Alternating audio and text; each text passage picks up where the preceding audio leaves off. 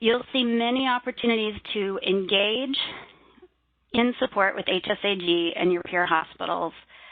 Globally, we're planning weekly newsletters to provide updates and about the data releases, any regional activities, and CMS national updates. We're planning a monthly highlight, which will be on demand, to provide some key takeaway best practices that were featured across the month in peer groups, webinars, or some of our other activities. You'll have the opportunity to share your successes with peers in peer groups and nationally via webinars. We're committed to staff skill building and in the process of developing 2 on-demand educational tracks. One is quality brass tacks, like back to basics, and the other is addressing building out a quality program infrastructure and patient safety. Throughout the program, you'll receive updates on evidence-based practice and support for pandemic and emergency preparedness, infection prevention and NHSN reporting support. We have 4 infection preventionists on staff who are highly versed now in COVID response, and they will be available to assist. Next, my colleague Greg Sarowski will be sharing the kinds of support you can expect at your specific facility. So these are global support tactics. Thank you, Christine and Laurie, for this great overview of the program. So today, my goal during this session is to describe you how we'll operationally support each facility. As you may know, we are driving our interventions based on your data. We are using multiple data sources. On the left, you can see Medicare fee-for-service claims, NHSN data, public data, as well as potential data from your EHR. One of CMS priorities for this scope of work is to reduce data burden.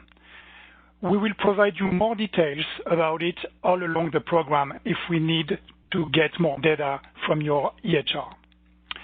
So, our analytics team is going to gather, to store, and secure your data in our HSAG data system to create run charts, including your baseline and your targets, your goals for this program. In addition, you will have access to a peer-to-peer comparison functionality via our HSAG web portal. From there, you will also be able to download your readmissions and NHSN data reports. This data will drive our discussion with you to determine how we can support you to improve and/or sustain your performance. As a quality advisor, I'm going to be assigned to several facilities, and my role is to align our support plan based on your data, needs, and current priorities. We know that you are not waiting for us to implement your quality improvement program. That's the reason we will adapt and personalize our interventions based on your hospital situation. Okay, so the plan is to meet your quality advisor on a regular basis.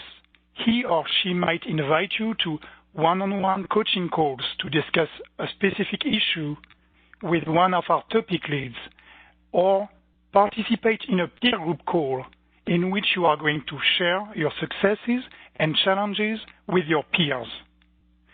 We will also provide deep dive data analysis as needed. And finally, and I would say more importantly, if you have any questions, if you are looking for a specific best practice or protocol, if you want more information about a topic, we are here to help. So please do not hesitate to contact us anytime. All right, so your facility was selected by CMS to participate in this program based on your location, the socioeconomic status of your patients, their dual eligibility, Medicare, Medicaid, and your star rating performance in the last years. We know that each of you have different challenges due to their location, their resources, and the vulnerable population you might serve.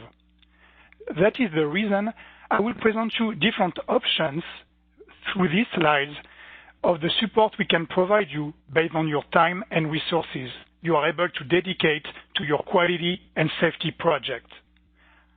On this slide, Hospital A, you can see the case of a facility that have several priorities, but can just focus on one topic at a time: readmissions and care transition.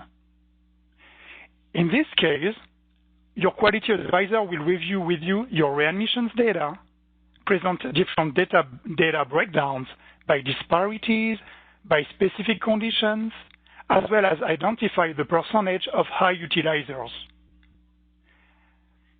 Based on the identified trends and potential patterns, we will share general and targeted strategies you could implement.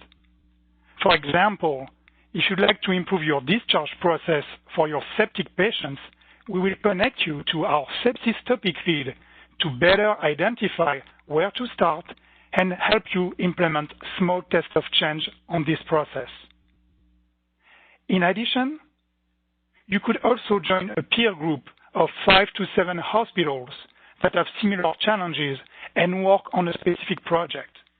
For example, it might be the implementation or revision of an adapted risk assessment tool to use upon admission in order to identify your patients that are most at risk of readmissions.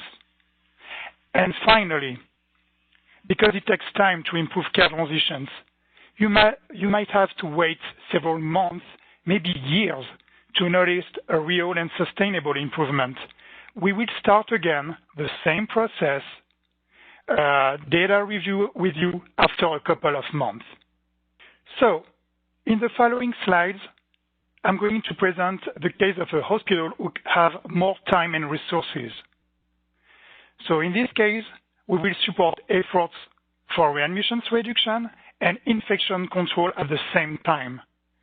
We will look at their NHSN report and offer them to do a gap assessment of their infection prevention strengths and opportunities with the ICAR tool from the CDC.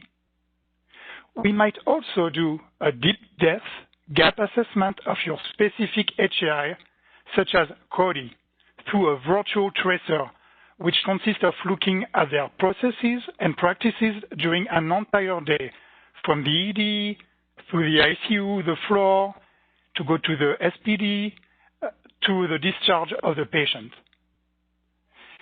One of our infection preventionists will lead this tracer and write a short report with his or her main findings. In addition, he or she will assist you to implement a 3-month rapid cycle improvement plan. And finally, we will help you to close the project and define a sustainability plan. Okay, so let's imagine the same facility, Hospital B, has even time to work on opioid safety. In this case, we will conduct a gap assessment of their opioid stewardship program to determine the areas of improvement. We will mainly use the framework created by IHI. We might also offer to track metrics that might help them to take extra steps in this area, such as new opioids prescriptions. I'm pretty sure that some of you have already tracking the prescriptions with an MME greater than 90. We will present you also successful projects and initiatives such as ERAS or opioid-free surgery, and help you to stay up to date on the best practices of prescriptions based on your patient population, such as opioid naive, people with opioid use disorder, or opioid tolerant. So to go further, we can even reproduce the same model for other topics, such as HAPI and falls. However, I will stop there because we are aware few of you are able to extensively work on multi-projects at the same time. So, for those who don't have the same capability, we will adapt and personalize our support and help to implement an approach we call don't tackle everything at once. Here you can see you can make the decision to implement an integrated approach for all harm areas through a robust quality and safety culture program. So beginning of 2021, we will offer a series of webinars dedicated to quality and safety. It's going to be the opportunity to review quality and safety concepts and methods that have already showed promising results. We will also keep you up to date on some trendy concepts and tools such as safety across the board or human-centered design. Our goal as a quality advisor is to determine which of these tools and concepts might best fit your organization. So that's all I have for today. Please do not hesitate to ask any questions or even to provide any suggestions about how you would like to be supported for this program.